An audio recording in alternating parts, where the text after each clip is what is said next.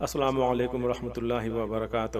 اس دعا کو میں نیچے ڈسکرپشن میں دے دیا ہوں، اردو، انگلش اور ہندی میں، اور آخر میں انشاءاللہ عزوجل ہم لوگ اس کو اچھی طرح سے پڑھنا سیکھیں گے اور یاد بھی کریں گے انشاءاللہ عزوجل۔ جزاکم اللہ خیرہ۔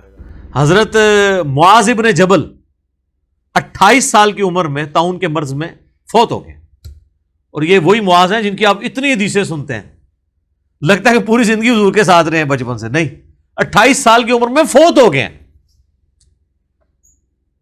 یہ جو آپ حدیث ابو داؤد اور سنن نسائی سے سنتے ہیں، اللہم اعنی علی ذکرک و شکرک و حسن عبادتک، اور ایک روایت میں ربی اعنی، یہ معاذ ابن جبل کو حضور نے کہا تھا نا معاذ میں تم سے محبت کرتا ہوں، کہ یا رسول اللہ میں بھی آپ سے محبت کرتا ہوں، تو فرمایا کہ اے معاذ فرض نماز کے بعد کبھی یہ دعا ترک نہ کرنا، اللہم اعنی علی ذکرک و شکرک و حسن عبادتک، اے اللہ میری مدد فرما کہ میں تیرا ذکر کرتا رہوں، تیرا شکر ادا کرتا رہوں، اور احسن طریقے سے تیری عبادت کرتا رہوں۔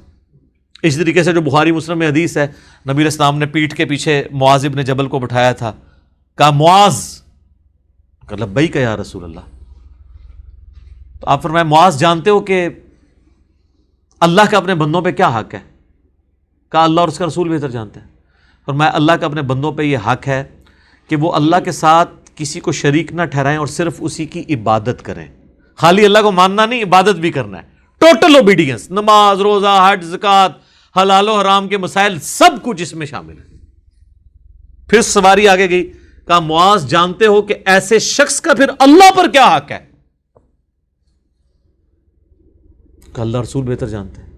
کہا ایسے شخص کا اپنے رب پہ یہ حق ہے کہ اللہ تعالیٰ اسے عذاب نہ دے اور جنت میں داخل فرما دے۔ سبحان اللہ، یہ جناب اتنا آسان کام نہیں، جنت میں خالی کہتے کلمہ پڑھ لے جنت جاواں گے۔ بسم اللہ الرحمن الرحیم، اللہم اعنی علی ذکرک و شکرک و حسن عبادتک، اللہم اعنی علی ذکرک و شکرک و حسن عبادتک، اللہم اعنی علی ذکرک و شکرک و حسن عبادتک۔ جزاکم اللہ خیر۔ السلام علیکم ورحمۃ اللہ وبرکاتہ۔